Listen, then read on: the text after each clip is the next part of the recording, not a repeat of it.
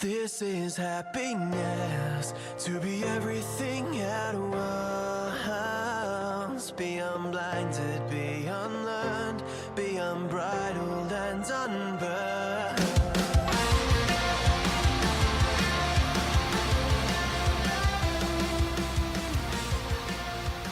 Hey guys, welcome back to a brand new episode of Mood Prep. My name is David Nixon, and today I want to try and draw the link between hard work and low self-esteem. I suppose in order to do that, we first have to look at what self-esteem is. One of the best ways of understanding esteem I've heard before is understanding the word esteem. This is another word for value, right? So hard work and self-value is a way to look at this. And I suppose another one to go through is like, what's hard work? Well, in this circumstance, what I mean when I'm talking about hard work is work ethic. So working diligently towards a goal, be it a university or a degree or a business, a fitness goal, whatever it may be, right? But think of it in the sense of achieving and striving when we talk about hard work. And some people can kind of, confuse this with some other things sometimes. They're like, I work really hard. It's like, yeah, but you don't take any risks. You don't further your skill set. You don't do any of the other things. And one of the biggest things to understand is that they want to get rewarded for what other people, other people do take the risks, right? When other people do take, time to improve their skill sets and everything. And this is what's really interesting around the concept of hard work, is that people will sort of go, well, everyone deserves the same. It's like, but not everyone's prepared to risk the same. And it's not about just like, hey, if you want to be a successful entrepreneur, you got to go risk it for the biscuit. Like, it's not that, but you do have to risk it for the biscuit. What it is more so going, these people who take the risk, they also have a bigger fall. It's not just the upside. The people that take the risk have a bigger downside. And so if you have this diligent work ethic, but you're not willing to take the risk, then you're never going to get the same payout. And when I say payout, I mean whatever. It doesn't just have to be money, right?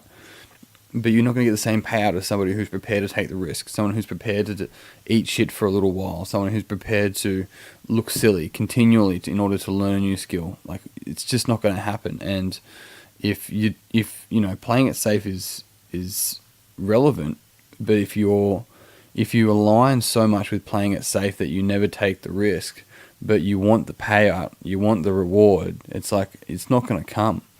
And you're also going to reduce your experiences in life and your lessons, because we learn by doing. Now, I'm not saying that you should totally be like completely risk, free in the sense of the way that you view things, because that's also not smart either. But yeah, interesting concept. So let's look at hard work in the sense of this diligent work ethic. And let's link that across to low self-value. Well, where that can come into play, and I've recognized this across a lot of my conversations when coaching and speaking with other people, of like, we're in a current climate, right? Let's call it, so the word meme, M-E-M-E, is not just the internet meme, as like, here's a funny, but the word meme is actually coined by Richard Dawkins in his book, The Selfish Gene, in like 1976. And he used it as a concept to be able to say, well, look, things can be passed on from person to person and generation to generation that isn't an actual gene, like a thought, like a whistle, like a tune, a clothing trend, something that's kind of like subjective, really, is probably the easiest way to put it. And so the current collective meme of like the Western world, right, the current collective thought, give or take a little bit, has this sort of underlying of rewarding this real achieving and striving individual, this work ethic. And, I suppose somewhat of a capitalist society will also, benefit that to a degree as well, which is neither wrong nor right. I'm not saying that, capitalism is a way to go. I think that everything has its faults, but I'm a fucking big mismatcher, so I definitely think a lot of things has its faults. But what I'm getting at with this is that in the current climate, we're rewarding in not just in money terms, but also in exposure in newspapers, in the news, on TV, in social media. We're seeing for the first time ever the this sort of following of the entrepreneur, right? Almost like a sports star, movie star sort of thing. Really interesting. And so we are rewarding this particular behavior.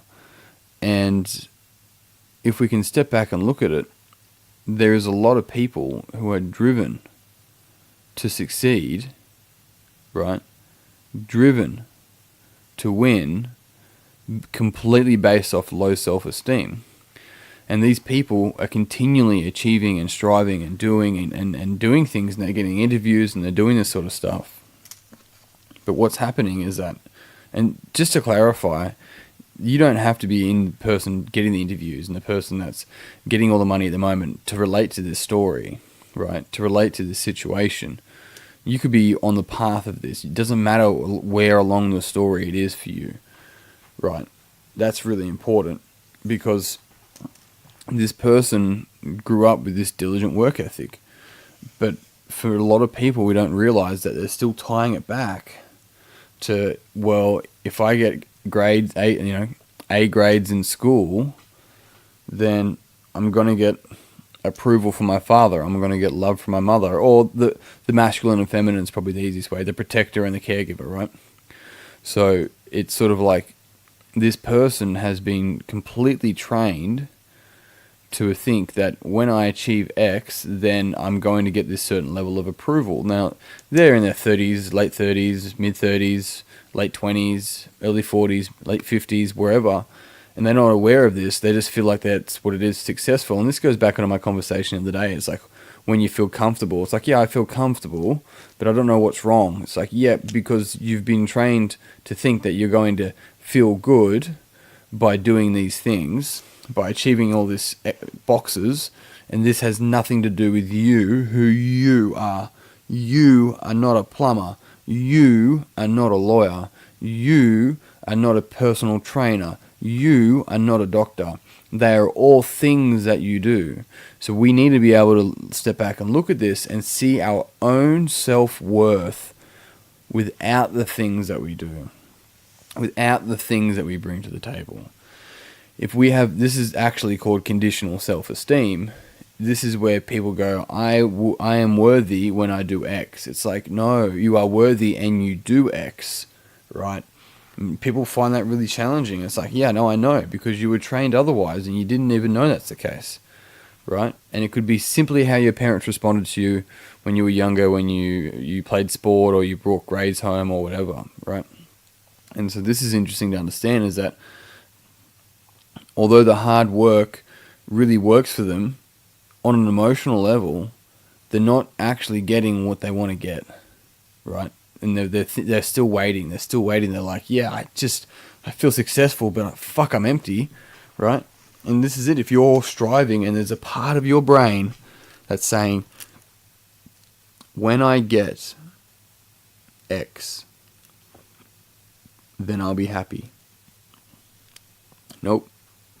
And here's the thing. Let's say you're saying that and you're 30. When I get X position, then I'll be happy. And it's like, okay, it's going to take you how long? 10 years. It's like, right, you're going to waste your 30 to 40 years of life, year 30 to year 40, right, learning that your happiness isn't based off a position or a label. But the thing is, it keeps you occupied, right? And it tells your story. It's like, yeah, you'll feel good when you get to the other side. And you do. It's what happens when people graduate a lot of the time. They do feel good. And then guess what? That's it? That's all there is? What the fuck's the point? That's the conversation. So you got to be able to be in a position where you can see your worth already. And this is hard work for a lot of us. And this is why I recommend to do it with someone like a coach that can pull it apart, right? Because when we can see our self-worth, we don't lose the ability to work. We start to enjoy it a lot more, the whole process, because we can be with it. Team, that's it. I'm out. Thank you very much for tuning in. If you found this podcast beneficial, then it would mean the world to me if you pass it on to someone else that you think would also find it beneficial. If you haven't already, jump on Facebook and search Mood Prep Online. If you're a PT, a coach, or an athlete, I'd love to have a chat to you about the Coaches Circle. Jump on davidnixon.com.au/memberships and check it out. Otherwise, team, I'm out. Thank you so much for tuning in. Until tomorrow, peace and pizza. kick today in the dick, slay the dragon. I'll see you soon. to be everything at once, be unblinded, be unblinded.